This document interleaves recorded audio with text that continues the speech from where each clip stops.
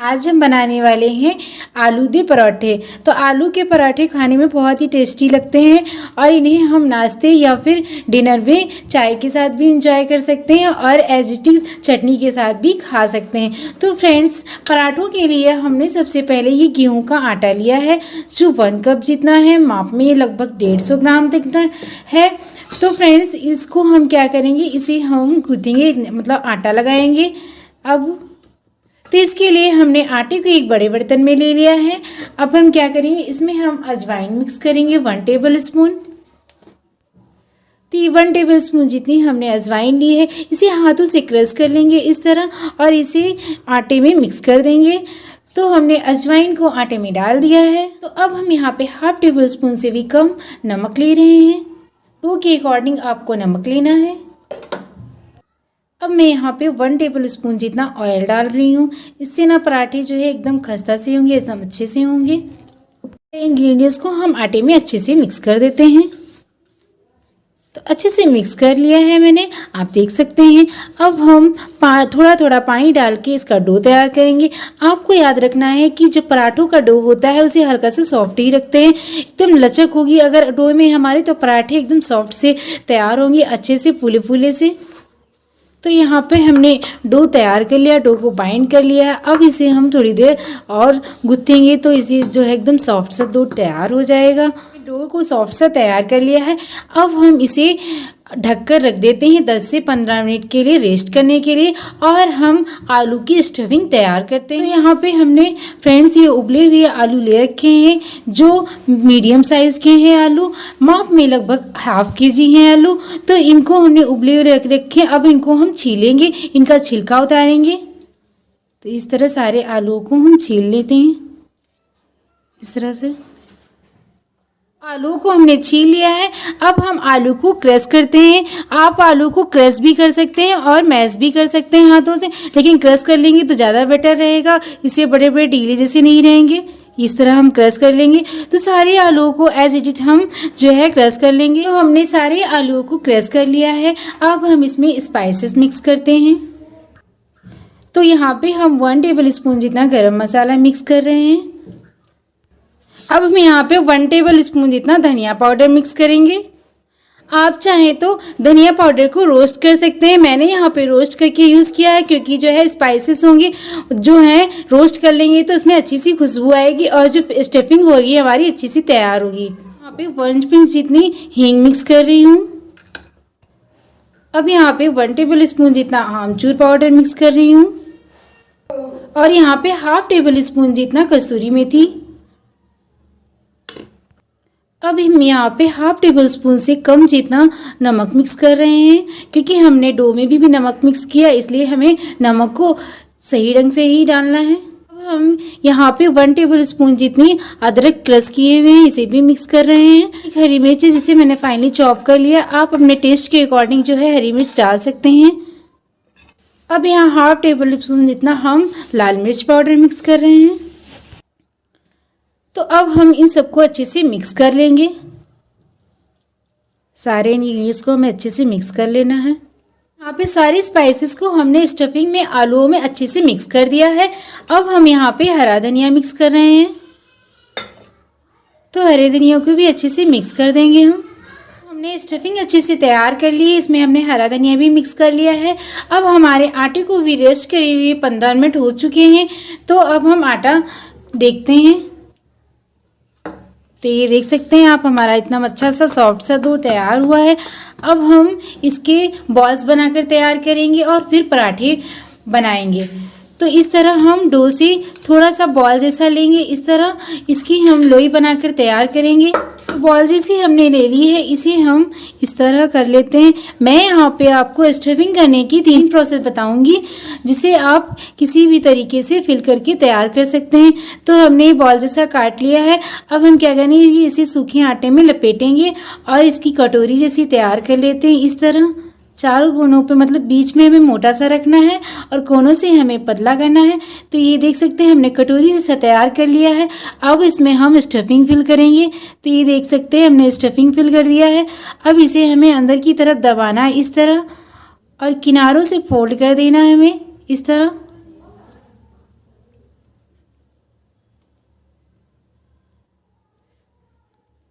तो किनारे से हमने बंद कर दिया है, ये देख सकते हैं आप। और इस तरह करके इसे इस तरह मोड़ देना है। तो मोड़ दिया है हमने। अब इसे हल्का सा प्रेस करना है और दोबारा फिर से सूखे आटे में लपेटना है। तो लपेट लिया है इसे। अब हल्का हल्का सा डैब डैब करके हम इसके पराठे तैयार करते हैं।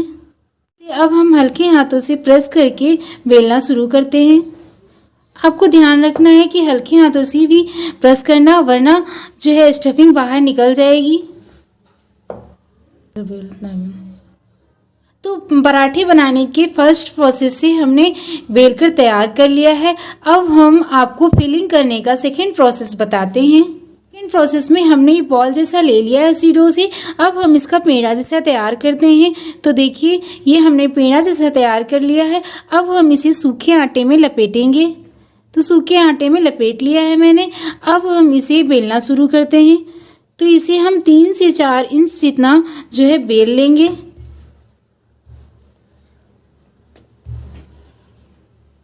तो हमने ये 3 से 4 इंच जितना बेल कर तैयार कर लिया है। अब हम क्या करेंगे, थोड़ी सी स्टफिंग लेंगे। तो स्टफिंग को ले लिया है हमने। अब इसका हम बॉल जैसा तैयार करते हैं। ये देख सकते हैं आप, हमने बॉल जैसा तैयार कर दिया है और इसे हम डो में रखेंगे। तो जो हमने बेल कर रखा था उसी पे हमने रख दिया है। अब हम आटे को चारों तरफ से मोड़ना शुरू करेंगे इस तरह।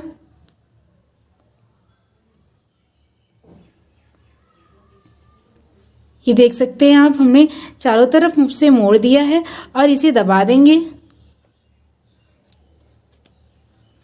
इस तरह दबा देंगे और फिर हम इसे सूखे आटे में लपेट लेंगे और बेलना शुरू कर देंगे।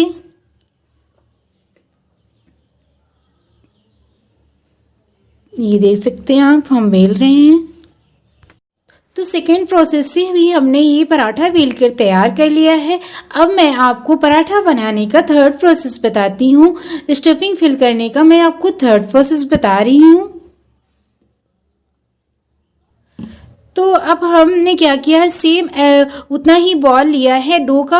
अब हम क्या करेंगे, उतना ही बॉल लिया है। अब उस बॉल को हमें 2 पार्ट्स में डिवाइड कर लेना है इस तरह। तो ये देख सकते हैं आप, हमने 2 पार्ट्स में डिवाइड कर लिया है। अब हम इन दोनों के पेड़े जैसे तैयार करते हैं। ये देखिए, एक पेड़ा तैयार कर लिया है। अब मैं सेकंड पेड़ा भी इसी तरह तैयार कर लेती हूँ। ये देखिए, सेकंड पेड़ा भी हमने तैयार कर लिया। अब हमें क्या करना है, इन दोनों डो का जो है पतली पतली रोटी जैसा ही बेलना है हमें। इस तरह से हमने पतला पतला बेल लेना है। तो ये देख सकते हैं आप, हमने एक पतला पतला सा बेल कर रोटी जैसा तैयार कर लिया है। अब हम दूसरे वाले पेड़े का भी सेम रोटी जैसा तैयार कर लेते हैं। तो सूखे आटे में लपेट लिया है मैंने और इसे भी हम बेलकर तैयार कर लेते हैं।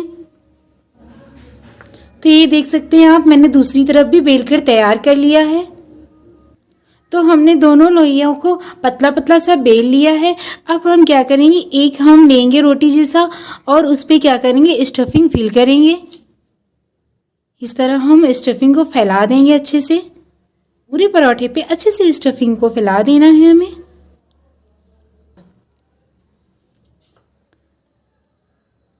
तो हमने पराठे पे अच्छे से स्टफिंग को फैला दिया है।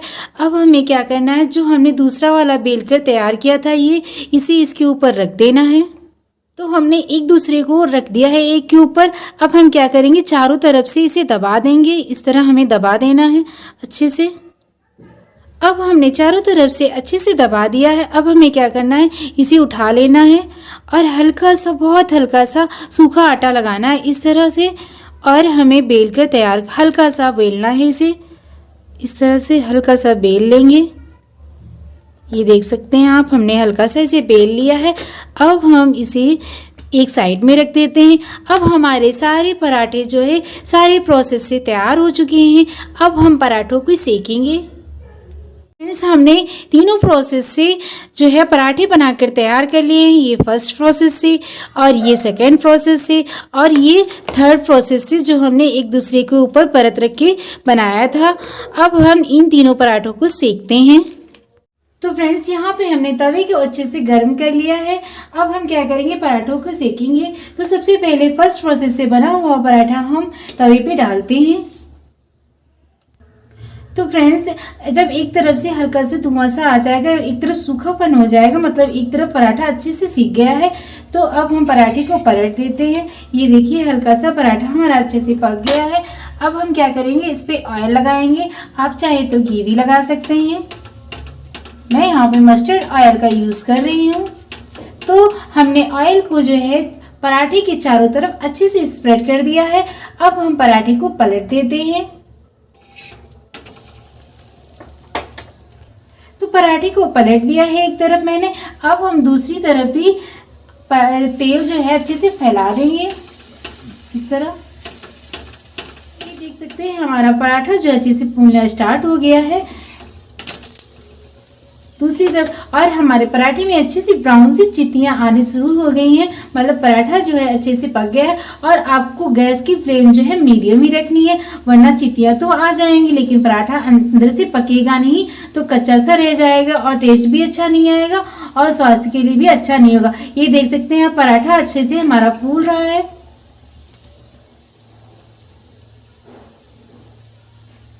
ये देख सकते हैं आप हमारा पराठा कितने अच्छे से फूलकर तैयार हुआ है। अब पराठा अच्छे से हमारा पक गया है।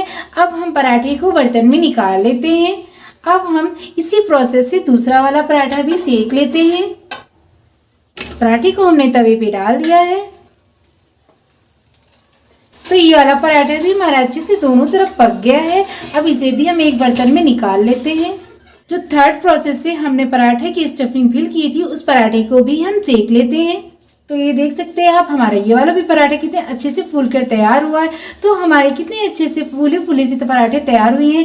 अब हम इन सबको एक प्लेट में सर्व कर देते हैं। फ्रेंड्स हमारे पराठे बनकर तैयार हैं। तो आप सभी भी ऐसे पराठे बनाकर ज़रूर इंजॉय करें और हमें कमेंट में ज़रूर बताएं कि आप सभी को हमारी रेसिपी कैसी लगी।